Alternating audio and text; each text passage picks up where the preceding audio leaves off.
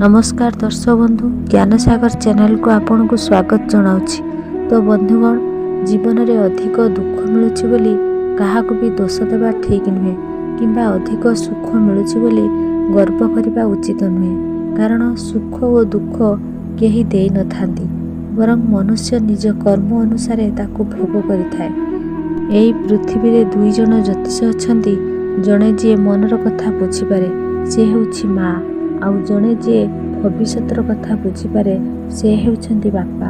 आपण सबुबले निज स्वार्थ देखुथिबा ओ सुविधावादी लोकंक ठारू दूरेई रहंतु, तेबे जाई आपण आपणक जीवनर प्रकृत लाभ उठाई पाई पारिबे।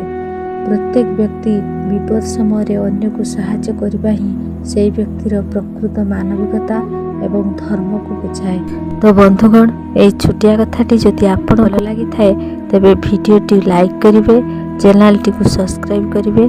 नमस्कार, जय जगन्नाथ। रहुछि।